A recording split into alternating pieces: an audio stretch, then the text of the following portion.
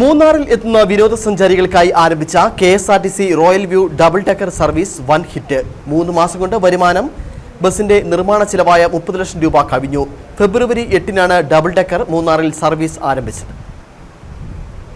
മൂന്നാറിന്റെ വശ്യമനോഹാരിത 360 ഡിഗ്രിയിൽ കണ്ടറിഞ്ഞ് യാത്ര ചെയ്യാൻ അവസരമൊരുക്കിയായിരുന്നു 3 മാസങ്ങൾക്ക് മുമ്പ് മൂന്നാറിൽ KSRTCയുടെ royal view double decker bus service ആരംഭിച്ചത്.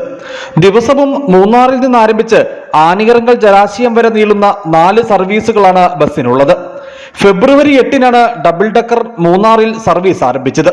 അന്നു മുതൽ കഴിഞ്ഞ തിങ്കളാഴ്ച വരെ 35,31,900 രൂപയാണ് വരുമാനമായി ലഭിച്ചത്.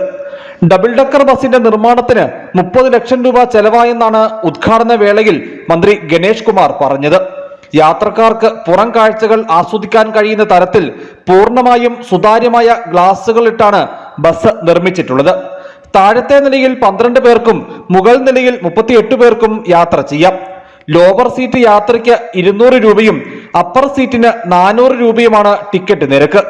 3 മണിക്കൂർ നീളുന്നതാണ് ഒരു ട്രിപ്പ്. തുടക്കത്തിൽ 3 സർവീസുകളായിരുന്നു ഉണ്ടായിരുന്നത്. തിരക്ക് വർദ്ധിച്ചതോടെ ഡബിൾ ഡെക്കർ ഒരു ട്രിപ്പ് കൂടി വർദ്ധിപ്പിച്ചു. രാവിലെ 6, 9, ഉച്ചയ്ക്ക് 12:30, വൈകിട്ട് 4-നുമാണ് ട്രിപ്പുകൾ ഡിപ്പോയിൽ നിന്നും പുറപ്പെടുന്നത്. News bureau, Adimali.